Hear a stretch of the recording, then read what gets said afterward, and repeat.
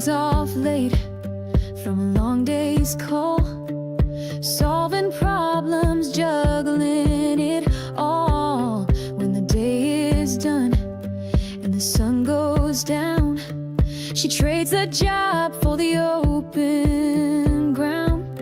There's hay to haul and stalls to clean, a muddy path where her soul feels seen. It's not just chores, it's something more. It's the dream she's always been working for. From suits to boots, from desk to dirt, she's proven what a dream is worth.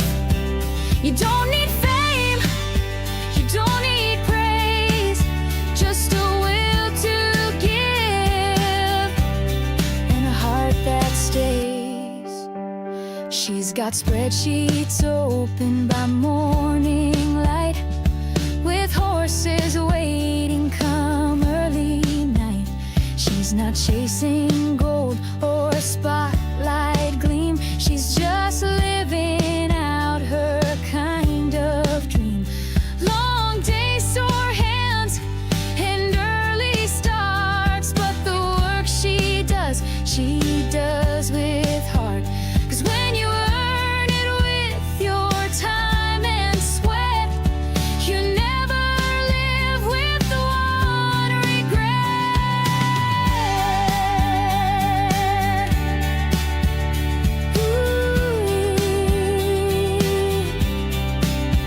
So don't you wait for the perfect day. Find your fire and lead the way. You can thrive in both your worlds, wearing strength like a strand of pearls. From suits to boots, from desk to dirt, she's showing what her life is worth. Follow your heart and don't let go. You've got more fire than you know. Work hard, stay true, and see it through. Your double life might be the real you. Well, hey, y'all. Happy Tuesday. Welcome to Timeout Tuesday, where we talk about the most random things and hang out, and we just catch up on a little bit of girl time. I'm sure that there are a few gentlemen in the chat as well and watching, and may you learn things that you never knew, and may you take away things that you never knew you wanted to know either. I am so excited to be right here in my little office, in my little craft space. This is my tiny little cave of a haven. I have other havens around here too, but this is me. This is my mess, my chaos, all of my decor, and it brings me peace to be here, but it makes me so happy to have you here with me as well. It's like I feel like that we can, chat it up and share secrets and talk about all the crazy things and just take a time out. That is what Timeout Tuesday is about. And it is the first time I've sat in my office to have a Timeout Tuesday in quite some time. Between traveling to Illinois and feeding baby Caroline on Tuesdays because of football, we've been pretty busy on Tuesdays lately. So welcome. If you're new here, some of us like to have a cocktail. It's part of the little unwind. It's not mandatory. But we give ourselves a little cheers to making it through this day. And tonight, I have come prepared. I would also like to point out that I'm on time. Okay. Like, this is kind of a big deal. I also have clean hair. This is also a huge deal. It's not normal for Timeout Tuesday. It's just what I'm going to say. Usually there's a whole lot of dry shampoo involved and I'm coming in sweating. But today, I'm a little refreshed and I'm pretty proud of myself for it. I found this in the liquor cabinet from last year. It's fine. It's going to be fine. It's one of my favorites. Someone sent me this. I had a teeny tiny little bitty bottle last year and it was so terrific. And it's October. And since all of the Christmas things and decor are coming out in all of the stores, I figure, like, why not have a winter cocktail and act like it's not 90 degrees outside still in Texas? It smells like a candy bar, for the record. Okay.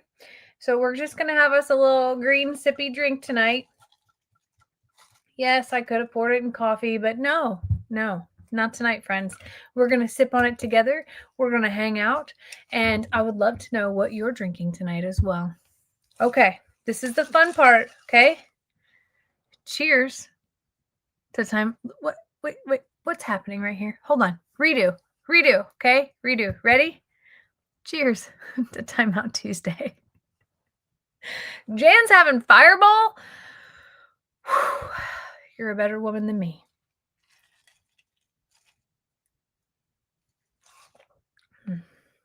I know that it shouldn't taste that good, but it tastes that good. Last Tuesday, where was I on Tuesday? Oh, I was in the RV in Xander's driveway. Did I pour myself a cocktail last Tuesday? Yes. Yes, I did. The Tuesday before, I didn't. Right? I don't know. All my Tuesdays are running together. It's been a whirlwind of a month, and it's the 14th. That's it. But I am a Mamie, and I'm getting daily little video clips and pictures that are making me, like, so happy and so, like, it's holding me over just a little bit. Now, yesterday I got news that Kinley went to the doctor and she put on 9 ounces in a week, and that's maybe not a big deal to anyone, but it's a really big deal to us because the time that she went to the doctor before, she had lost some weight. So, super big congrats to Kinley, but also to my son Xander and my daughter Kendra for working so hard at making that baby so healthy and so beautiful. I've been getting like alert videos, like where she's like just up and looking around and stuff like that. And I feel so bad for missing out, but I also, like, I know that they needed me to leave. That sounds really silly, but the day I left, I went over there and I hung out for just an hour or so. Loved on Kinley, just did my one last thing. And Kendra goes, I can't believe it's already here that you're leaving. And I'm like, I've been here like 10 days, you know? But I also, like, I had felt it the day before that I was being, this is not a dig to my mother. If my mother's watching, this is not a dig.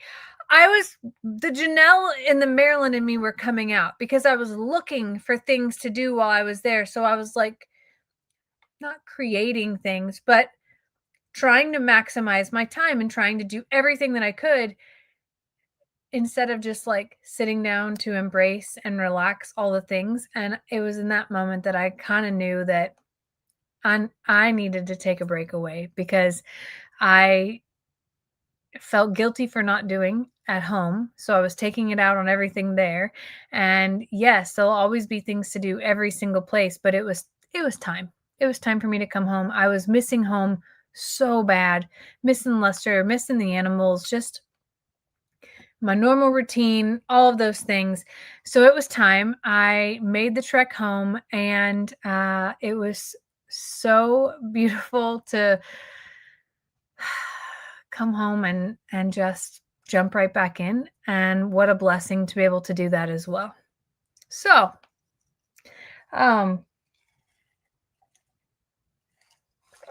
it felt like, though, that I was only home for like a few days between Alabama and going to Illinois. So I am somewhat like unwinding, unraveling, catching up with everything else here.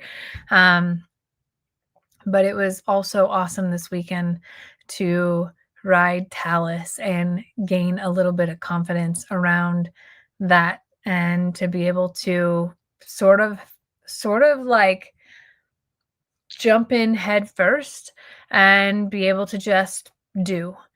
And it was outstanding. Now, lots has been going on. And I'm gonna give you like as many updates as I can in the most direct order that I can. But if you've been here long enough, you know that I'm kind of squirrely when it gets to like the super excitement of like telling you everything that's been going on. So I'm gonna talk about Xander and Kendra's home situation as it ties into the Kinley update, and then I'll switch gears here and we'll talk about horse happenings and chicken happenings and just life happenings around Texas versus Illinois. So, in Illinois, Xander and Kendra's house was supposed to be torn down last week Friday. I was sort of lingering and waiting for that to happen, but we needed the natural gas company to come. They call it a kill order, which is very interesting. And I hope that I don't get demonetized on YouTube for saying it, but you're basically putting in an order for the gas to no longer be deliverable to the meter. And it literally is called a KILL order. Yeah. So we were waiting for that to happen. And they told us it could be 2 to 6 weeks. We called, we begged. They said, okay, a week. And we found that out on late Wednesday. So I decided to go ahead and travel home instead of waiting around for Friday. So Thursday I started my trek home. That put off the plumber, disconnecting the water heater and some other things. But on the positive, it gave us a little bit more time to be able to pull some other things out of that house that we were maybe just not prioritizing. So we have delayed the teardown until the gas company can get there. And we are hopeful that that is sometime this week or next week that will happen. And we're just biding time, basically, in doing so. Now, yes, Kel's the plumber, okay? The plumber is coming back, but I won't be there for that event, I promise you. But then my dad, okay, so my dad is retired. My dad goes fishing. He also goes to all of my nephew's football, soccer games all the time and has been, I don't want to call it lingering around Xander's house, but I've been getting texts and calls like, I see they haven't torn it down yet. I see they didn't do this yet. So I sort of took that opportunity to say, hey, what are you doing next week? Is there any way that you could remove some door frames and some other things for me? Now, my dad has done construction and carpentry his entire life. So this is like his wheelhouse, his forte. If he could become the superintendent and the general contractor on this job, he would do great with it. So I asked him on Sunday and he goes, yeah, I'll go to the gym first and then I'll come down. Now it's an hour and 15-minute drive from where he lives. He was there at 7 a.m. I don't know what time this man goes to the gym now, but I think he was a little excited about participating in some of these things. So we got all the door frames off. Xander already had the doors removed.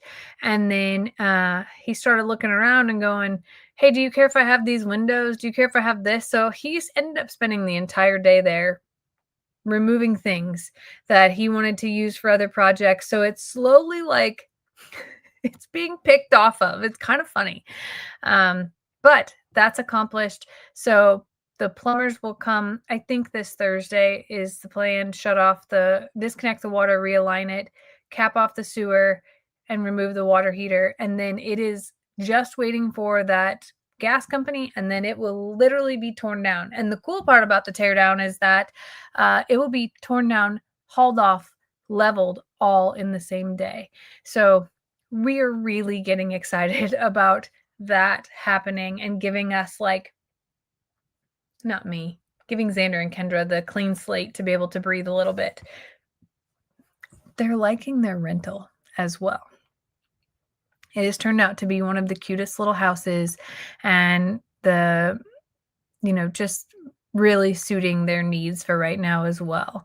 So all of that is going wonderfully. My mother called and said that she had an event that she's like, I have the cleanest floors in all of Illinois. And I'm like, "What are you talking about? Like, you stayed up cleaning your floors?" Like, I mean, it's not above her, but I was like, "Okay, why is she telling me this?" She goes, "My water heater exploded last night." And I was like, "Oh my God." And instantly I went to like all of her quilts and all of her sewing things and all, because she lives in a one level house, and I couldn't think about where her water heater was. And I was so terrified that all of her quilting stuff got ruined. Fortunately, it did not. And she was able to get her water heater replaced the next day. And I instantly, I'm like, I didn't want to like invoke it, but I'm on her Etsy shop and I'm like looking at like what got ruined, what can be replaced, and what, what just what. But fortunately, her all of her quilts were saved. So yes. So yes, her Etsy is Sanctuary Sew and Such, SEW Sew and Such, if you wanted to check that out. But um yeah, I she was freaking out. So she told me she used every towel in her house, every blanket, every mop, the shop vac, the whole bit. And because she has a crawl space and she could not get to it to be able to find where to shut the water off from the main from that standpoint, because the outside part was just like not working or something. So my poor mother pulled it together, but I just felt so sad because I wasn't there to be able to help. And she helped me so much while I was in Illinois with Xander and Kendra's house. And she didn't even call when it was happening. She called after it happened. You know, just one of those things. Um, so yes, all her quilts. My mom is an incredible quilter and just does the most beautiful creative things. And when she said that, I literally went into panic and almost like I wanted to like I would have gone up to help, to dry, to wash, whatever, but she just makes the most beautiful things. Her stuff is everywhere around me. If you saw my video recently, she like whipped up overnight a RV caddy thing. Her rugs, in fact, her rug is right here. Hold on. She makes these really amazing cool rugs these are out of teeny little tiny strips of material. I've washed this one twice now and they wash great. Um, anyway, that's a piece of my mother if you haven't met my mother. Um, but she is a super crafter. Everything in her house is like made by her. She goes through phases. Today, I ran across a TikTok video that was about people with ADHD and all of the crafting that they get into. And the two people I sent it to were Steve and my mother. And my mom goes, "This is perfect." And it was like, I just want a place for ADHD people to be able to have all of the craft options that they want, including the shopping event of it, but then store it for whenever I get into that season of my life. And it was like, if I want to be into pottery, I could do that. If I want to be into quilting, I can do that. Both of them, I sent it to both, and both of them were like, I feel attacked. But it was real. And it's true. You get, if you're like, I'm going to say us, I'm similar. I'm not as intense as my mother, but you get into something, you go all the way in and you learn every bit of it that you possibly can until you quote unquote master it. And then you move on to something else. My mother has done things like wood, where she cuts wood with a scroll saw, puts it all together and makes this beautiful piece of art. She's done everything from landscaping and gardening to painting to carving out gourds and turning them into lanterns, to dollhouses, to you just name it, she has done it, and it's everywhere and it's beautiful. So yeah, kind of interesting and funny at the same time that it was very much like you get into something, and I'm guilty of it. I'm guilty of it even with my sometimes it's about gardening, sometimes it's about chickens, it's about horses. I stay involved in all of it, but in the beginning, I'm like all in. I need to absorb as much as I can and then build on those things. But you kind of bounce a little bit sometimes, and sometimes it's seasonal too. I will fully admit that, like right now, it is beautiful weather outside. I want to be outside as much as possible, but I know we're coming to times where things are, daylight is going to be shrinking. It's going to be getting colder out. And it's going to be harder to do some of those things outside for much longer. So anyway, yeah, it is it's funny because I think a lot of people can relate to that. Here, let me see here. It's called Sanctuary Sew and Such on Etsy. There we go. She makes beautiful things. The rugs are some of my most favorite, but my whole RV is decked out with things that my mother has made. It's pretty awesome. All right. Now let's move down to Texas and talk about Texas. So, on Saturday, it was Saturday morning, we saddled up Talus, and it was a different feeling than I've ever felt before. I genuinely felt a connection with Talus for the last month that I had not felt to date. I feel a connection with all the horses. People know that I feel one with Storm and with Val, and that Prim's is evolving, but Talus is one that I had not felt before. Talus is a gelding, and I tend to find that geldings show less emotion. Maybe it's because their hormone producer has been cut off. Maybe. But they do. They're a little bit more just go with the flow and less connective, I have found. But recently, Talus has shown me reasons as to why he wanted me to focus on him, whether it was from the way that he would show me his feet and want me to pick out his feet, or the way that he would seek me out and come across the pasture. There were just things. And I had said recently, I have this really strong inkling to ride Talus, and it's like he wanted me to. There were times where I would be bent over picking out his feet, and he would go where I was bent over, he would pick his head up underneath me and try to lift me up. And I was like, it's not a mean thing. He wants me on his back. And then when I came home from Illinois, and I'm out in the pasture greeting everyone, and Talus stopped eating. Talus is a eater. Okay. Talus doesn't ever stop eating. Talus stopped eating to make it a point to interact with me. I was like, oh, he definitely is being intentional about this. And if you're not somebody who connects with horses, then you probably think I'm crazy, but I'm telling you, he told me. So the next day, we put a saddle on him, and he was like, this sounds silly. He was proud. He was so proud, and he was gentle, and he walked me around like I was being led at a pony ride, and which is exactly what this girl needs. I am not a professional rider. I do not have professional training. I've been told by several people what and how and all those things, but I just wanted to meet his ask. And he was so he knew that I didn't want to go fast. He also knew when I wanted to just stand still, and it was amazing because I know that I have to get better at how to communicate with him and follow what he needs, but he also knew that he needed to dumb it down for this girl on his back, and he did. And then afterwards, Lester got on him, and they spoke a whole different language than the one that Talus and I spoke. And it's incredible to watch. And it is, Lester's been riding horses his whole life. So he has way more confidence than I do. And he has way more experience than I do. This is my third time ever on a horse. So Talus, I'm sure, felt that. But what was amazing, though, is that I didn't feel the anxiety that I normally feel.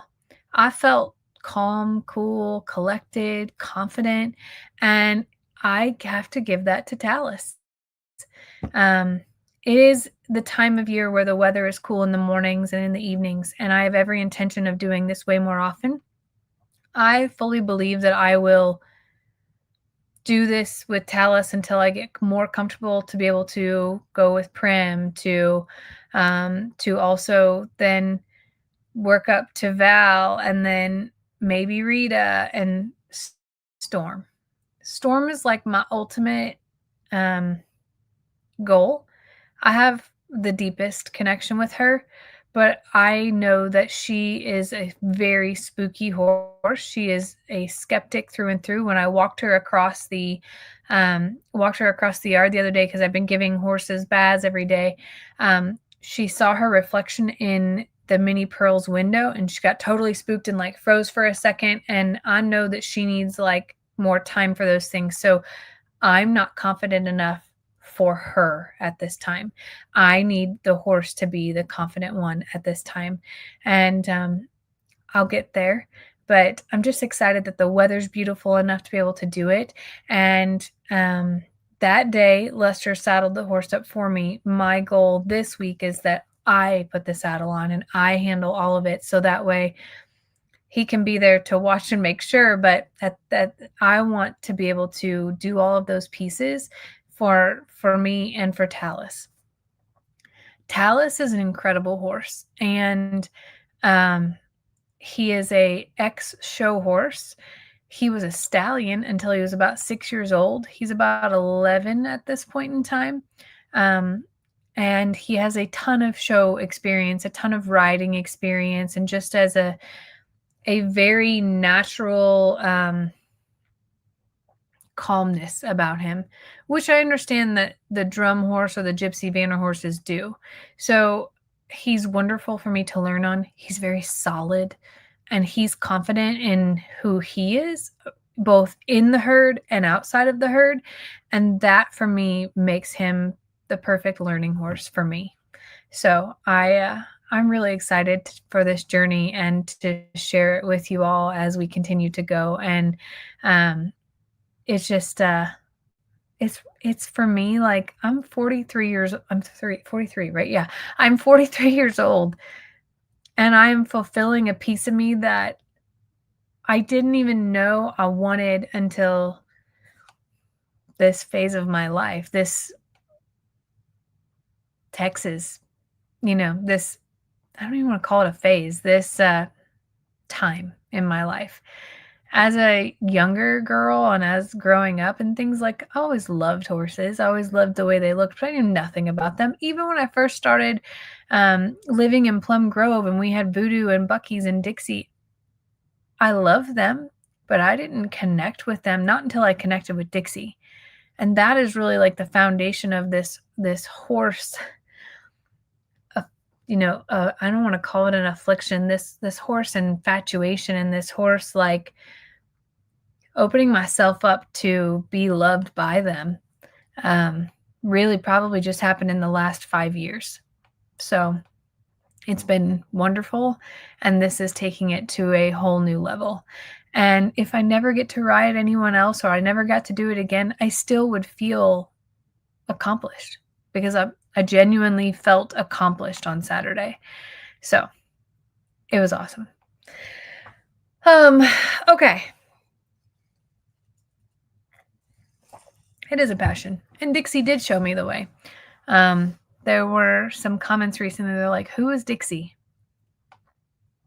Man, I don't want to cry. But apparently I'm going to. Dixie was the horse who started it all. She was a neighbor. She was Lester's uncle and aunt's horse, who was the last remaining sole survivor from Hurricane Harvey. And she would stare over the pasture and talk to us. And I would go love on her through the fence. And then one day Uncle Raleigh said, I want you to have her. And that really is what started all. And I was like, me? Why me? I'm looking around like, I know nothing about horses. I feed ours. I brush ours. But I didn't know. The closest thing at that point in time was that I had hired a farrier to help us trim donkey feet and to trim the horse's feet. That was it.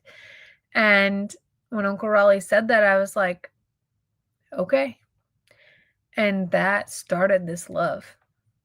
And that's like everything. It sounds silly. I owe it all to Dixie, but I do. And it's sad that she's no longer here. And it's sad that Voodoo's no longer here because they were Incredible. Incredible teachers. But it's okay, because there's a lot of love here with all 8.5 horses. And it really is also so neat to be able to see them all in one space and to experience them, all of their stall, going in and out for eating, and then also watching their relationships and watching this herd is just incredible. Has Lester shown the video of him riding Prim yet? Did y'all see that video yet? I don't know. I haven't had time to look at his videos. I did not mean to cry. Sorry.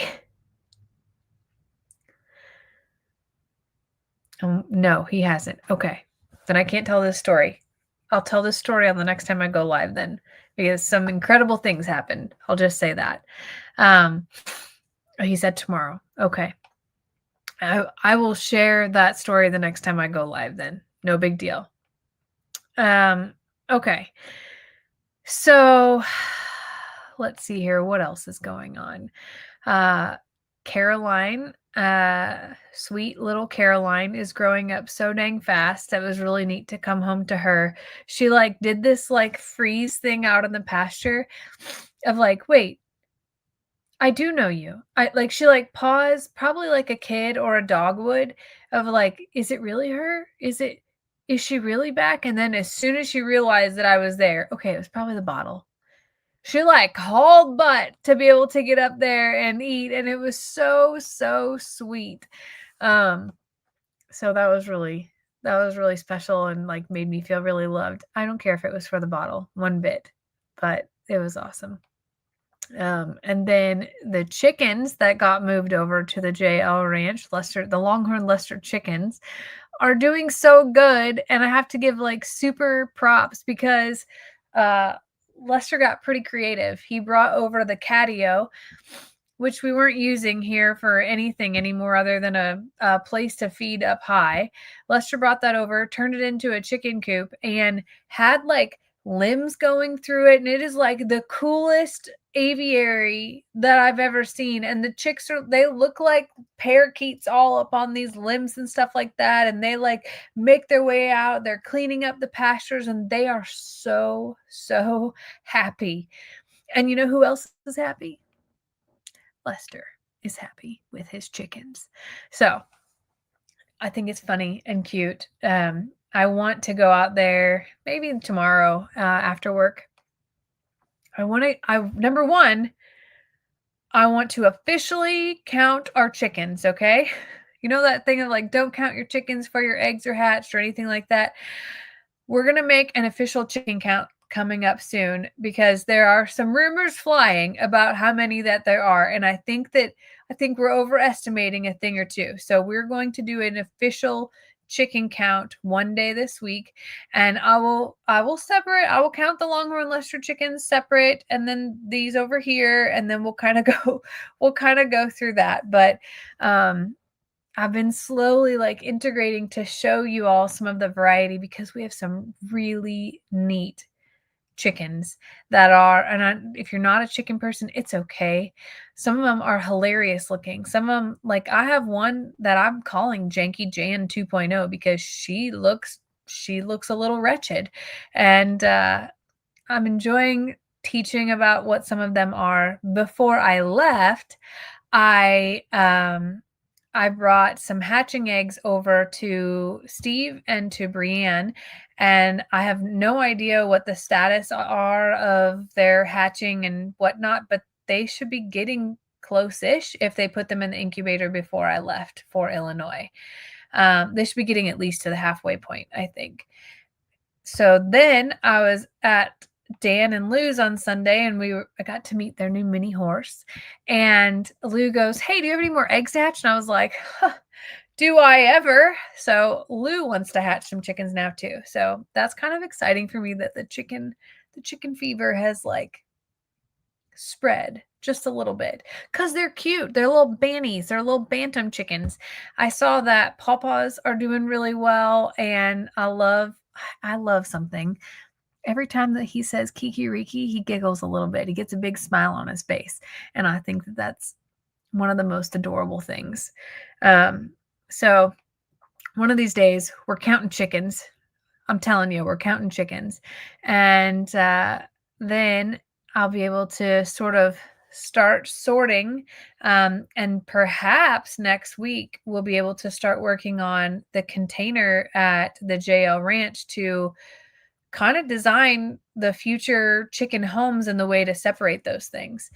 Um, so it'll be fun. Bree does have 8 chicks. I saw that she had a chicken that hatched eggs, so that's pretty exciting. So maybe Bree didn't put any eggs in the incubator. I'm not sure if she didn't. It's okay. Stephanie said in my video that she needs to call me. Okay, well, I will talk to Stephanie. But that's okay. What else? Oh, another thing that I'm working on is that Stephanie and I want to consider starting a series of either a podcast type of thing or a cooking live, something where we do something maybe once a week or once every other week and are going to pilot that perhaps this weekend. And we had so much fun when we went to Alabama, and we certainly can't go on trips every single week or anything like that. But I think it would be really fun for us to get together and do something, whether it's throw pottery or plant seeds or cook something or whatever the case is. We want to do a live together each week, and I think that would be a really fun thing to do. So we'll see how that goes and kind of go from there. What else do I have going on? Okay, so we've talked about chickens, we've talked about horses, we talked about the Longhorn Leicester chickens. I'm like torn because I know I want to create the chicken space at the JL Ranch, but I also have some things here that I want to do here as well. So I am juggling on my prioritization of what's going to be what. Anything I do here is absolutely, still valid and necessary, and it's nothing big or crazy, anything like that. But seeing Lester's chicken setup sort of made me have coop envy a little bit. So since we have a burn ban, it turns out that there's quite a bit of limbs that are just piling up places, and I may take my mini chainsaw and do some manipulating to be able to build some really neat perches and things like that.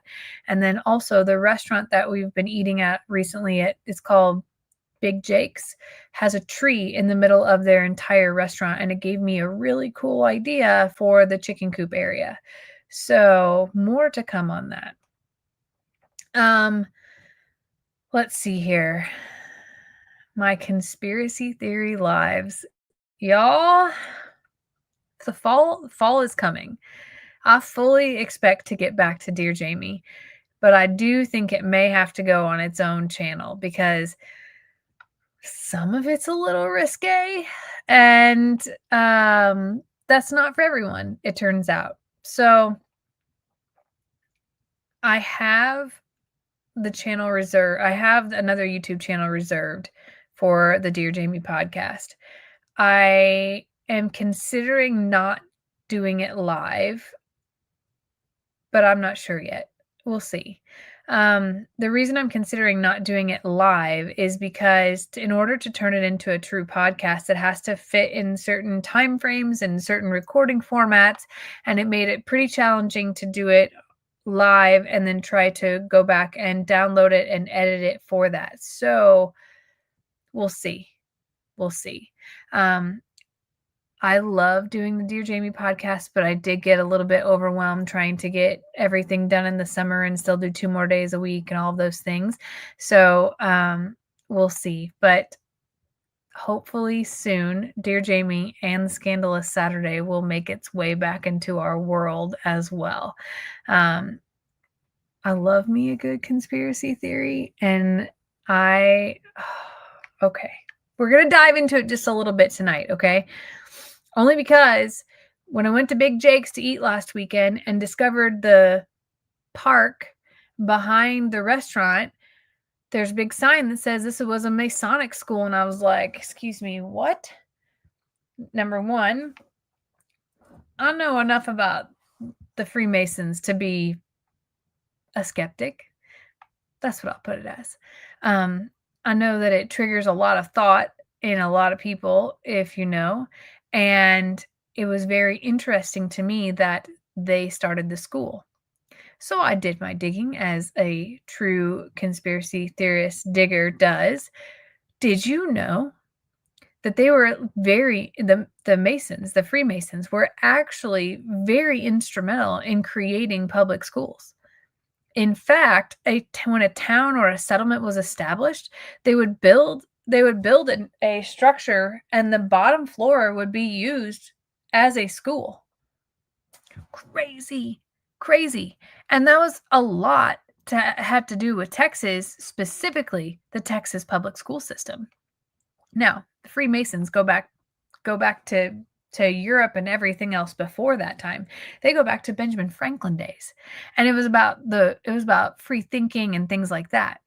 But if you want to dive into some stuff, all you have to do is either ask Google or ask ChatGPT, tell me some conspiracy theories around Freemasons, or tell me, Google, about Freemasons and the public school system.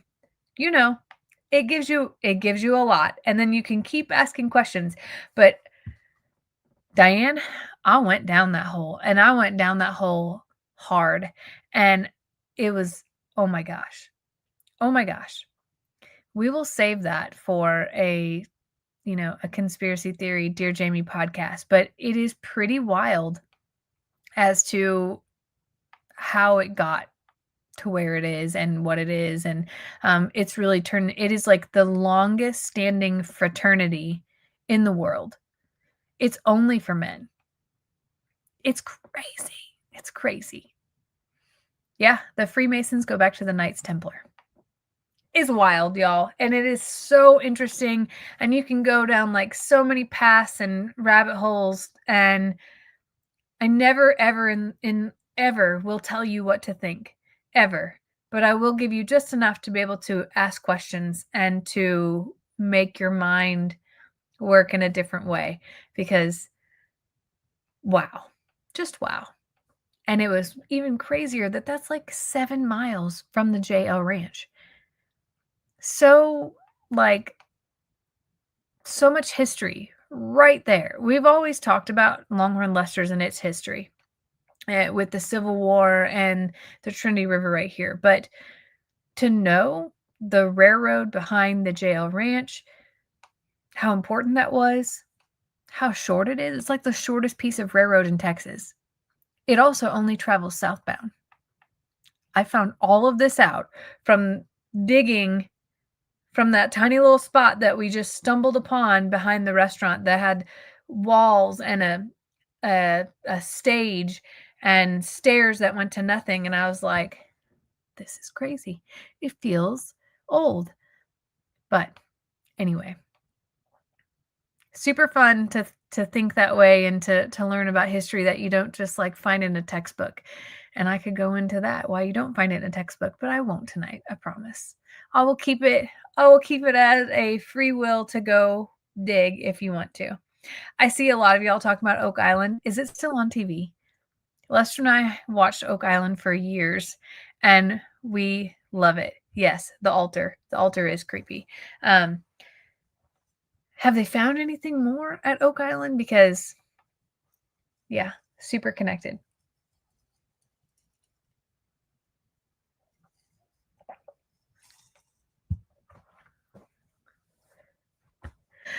Anyway, I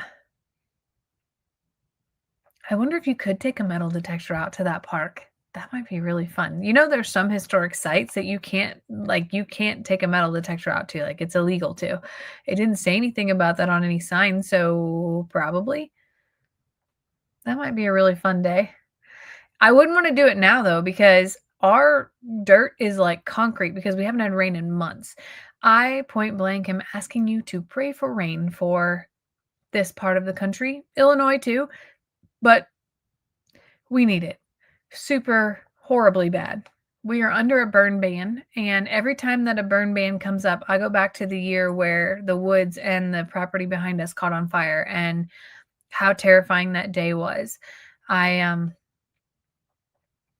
I will never forget Lester calling on the neighbor smells smoke. Go walk outside. And I come around the corner of the barndominium and I drop the F bomb, and the blackest smoke is going up and explosions are happening. And all I could think about was, yes, call 911. And I'm starting to make sure animals are in the right places and open gates and starting to move equipment and starting to just assess the situation because it was scary. It was so, so, so scary. And it could have been so much worse had we not had the wonderful response from our volunteer fire department and the entire community and neighborhood. Basically, anybody that was home ended up on this property that day. There were people that I didn't know that were like, I think back now and they're like, "What do you need me to do? Like, and what can we do to help?" And I'm like, "Just if you can drive a tractor, move that tractor out. Start pulling the hay out," because all I could think about was the entire barn of hay going up in flames. And we already bought hay because it was a drought. And I was like, "It's a metal building, so if I pull everything out of it, like, what's there to burn?" And I'm just like running through everything. The animals were safe with step one, but then I start looking around. I'm like, okay, next in line is barn and greenhouse and then house.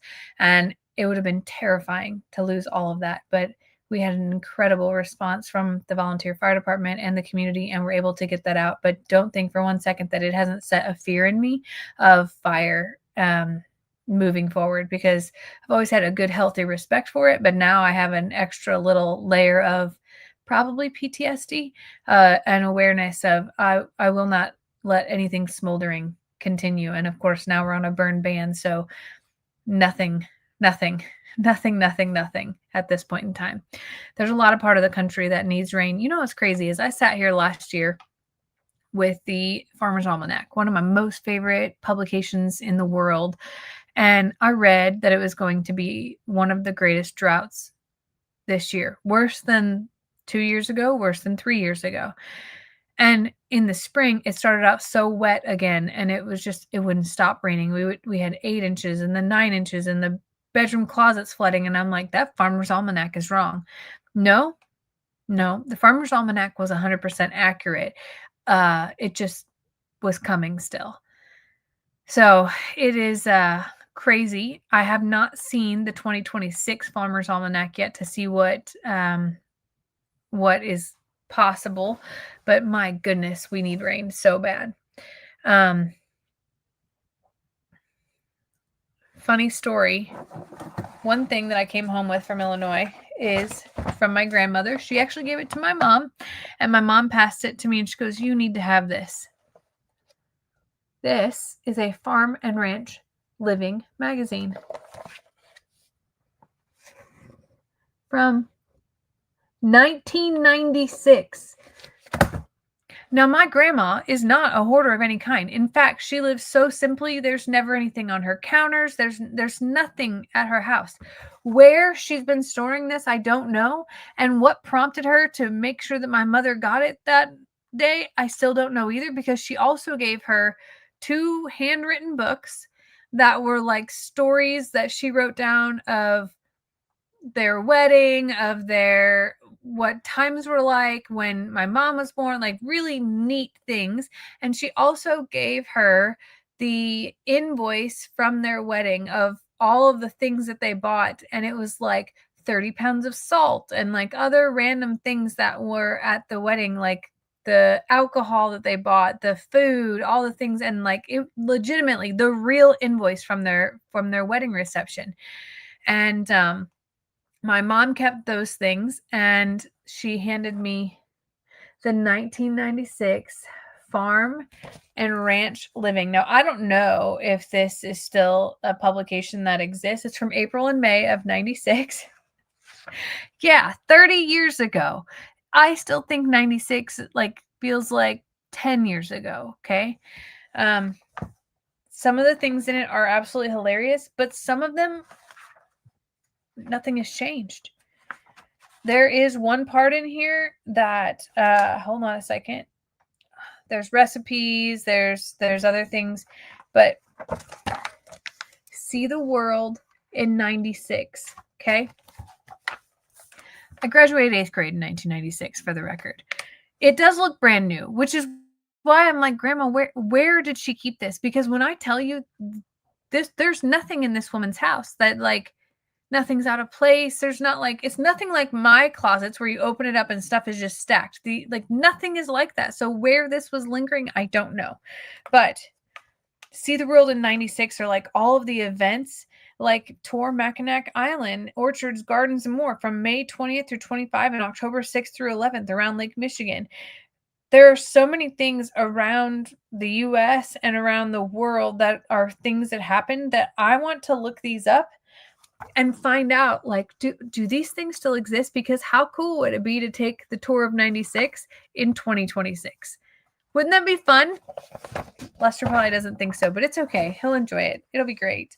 But it is also interesting that there was a travel section of Farm and Ranch, because if you know anything about farm and ranchers, they didn't go anywhere because they couldn't, because there's no one to take care of their farm and ranch. So I thought that was a funny little, almost like oxymoron in their magazine. But also the backside, which is probably backwards for y'all. Okay. Back cover says, dishwashers rinsed away family chats. So you can still get this magazine. This says, recently several of our kids and their families were home and we had some big meals at our house. As a result, there were lots of dirty dishes as well. That evening, they wouldn't all fit in the auto dishwasher. So Bob started washing some of the overload by hand. I grabbed a dish towel and started to help him. And it reminded me of how often we did that in early years of our marriage. He always did the washing and I always did the drying, and we had some great conversations during that task. Then, when the kids got old enough to tell when a dish was really clean, they helped us with the dishes. And eventually were assigned this job on their own. I remember how they too chatted loudly while they worked. It occurred to me the other evening, as Bob and I washed, dried, and talked, that the invention of the automatic dishwasher may have done a great favor for homemakers, but it may not have done any great favors for families. In today's hurried, fast food society, many families no longer even eat together, and that seems unfortunate because sitting down to a meal is one of the best ways to have a good conversation. No wonder the Bible refers to breaking bread together. When you also take away the need to wash and dry dishes by hand, family members have lost still another opportunity to converse and find out what's happening in each other's lives. Too often, I'm afraid, that saved time isn't used to chat, but to tune into an early evening TV show. I've always envied farm parents because they have many opportunities to work with their children, which is much different than playing with them. Working side by side has a bonding effect and affords parents and children a feeling of mutual achievement. Doing dishes afforded urban families at least one similar opportunity. But today, automatic dishwashers have slowly rinsed it away. How true is that? And how many other tasks have we replaced with fancier automatic things to take away conversation? I recently had a scenario at work where a colleague I worked with, it was her turn to speak to others about what we do. And this person's been here for about 1.5 years, and I genuinely thought that they were ready. And it turns out that they weren't.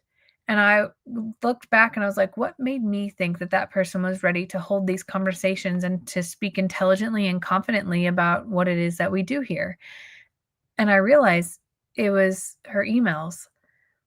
And I realized at that point in time that I had not given that person the opportunity to converse about it versus typing about it. And everything that we do now is mostly text and email or instant message in my work field. And speaking to people in general, not just in work, is less and less and less.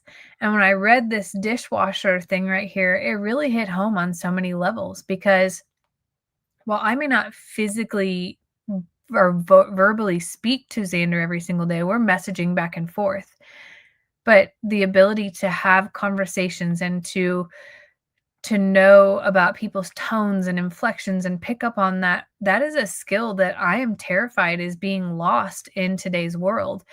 And you learn that at home. And if everybody's always buried in their phones or watching TV or that type of thing, then it will be missed. And so I said to Xander and Kendra, I was like, I want to make sure that y'all speak to each other out loud in front of Kinley, that you hold conversations and that she hears you talk to others as well, and how you greet people, how you show up in the world is how she will learn. And that goes to the way that you greet the person when you go to a gas station. It goes to how you greet a stranger. It's how you order food. It's just how you interact.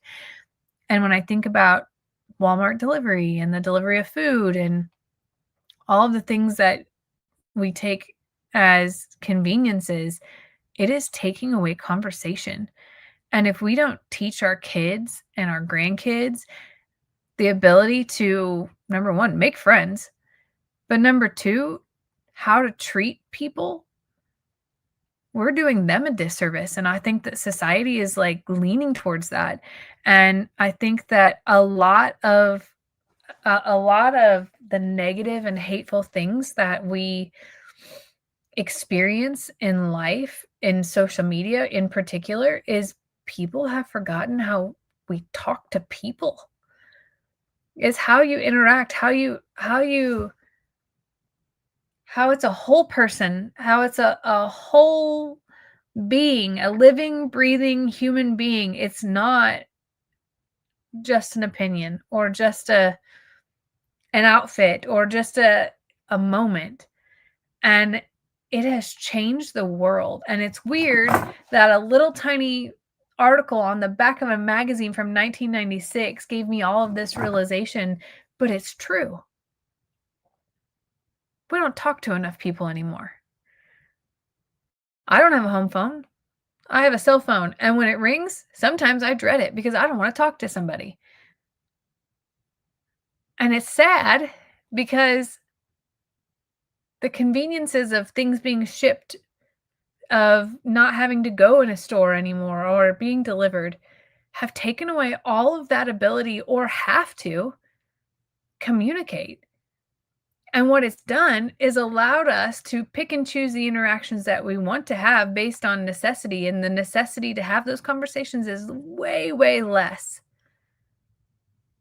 It makes our emotions less regulated. It makes us unable to process things in real time. And instead, we react emotionally and fire off because we can. And I fear for the future because if you've ever read a teenager's text messages, you know that they don't even speak in full words anymore. They have acronyms for things.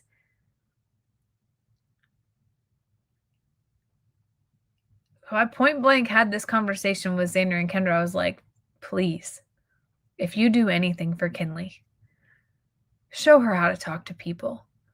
Show her how to interact. Show her that in real time, sometimes your feelings get hurt. You don't explode, you don't scream, you don't lash out. You process, you regulate, you think. And then you learn from that. And I know that she's 2 weeks old. Literally 2 weeks old. And that's a lot. But at the same time, like, the more that we do that, the more that we can help curb some of these things that are going on in today's world, because it is scary and ugly and negative, and it makes you want to retract from even this type of interaction.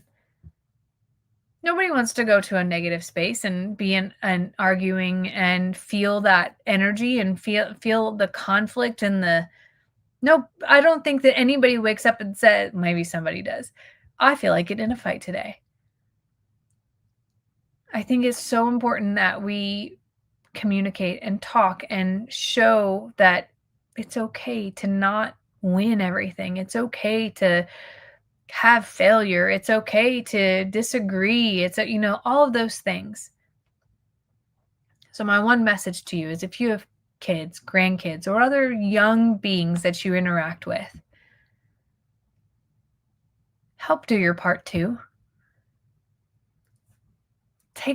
Don't just text somebody, make a phone call, talk to them, interact in real time, and force that to an extent.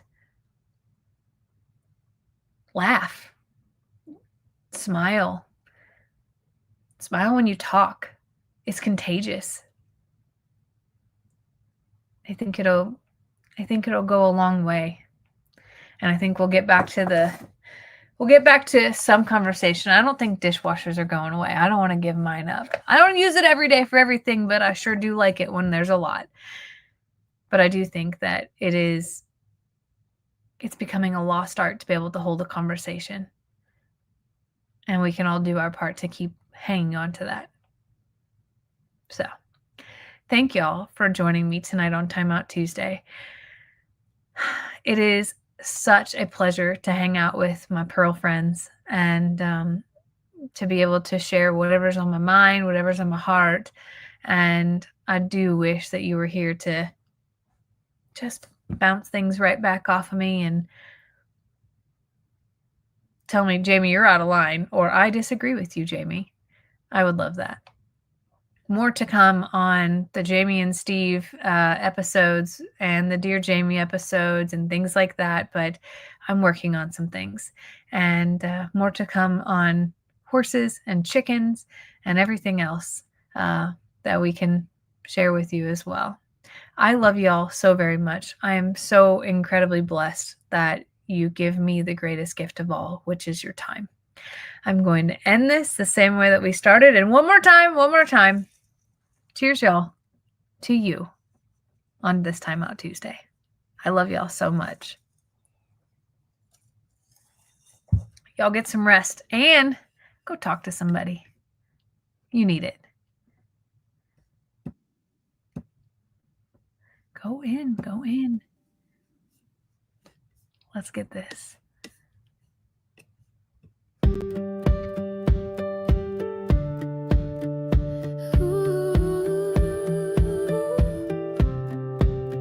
She logs off late from a long day's call, solving problems, juggling it all. When the day is done and the sun goes down, she trades a job for the open ground.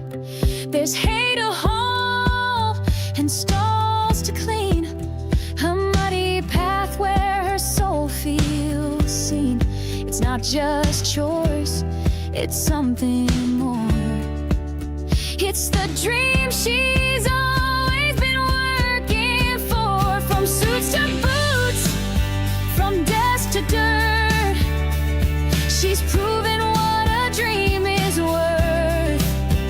You don't need fame, you don't need praise, just a will to give and a heart that stays.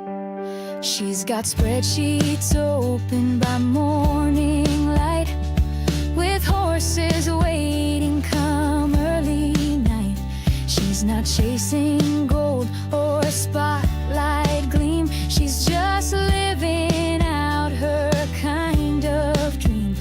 Long days, sore hands, and early starts, but the work she does with heart. 'Cause when you earn it with your time and sweat, you never live with one regret.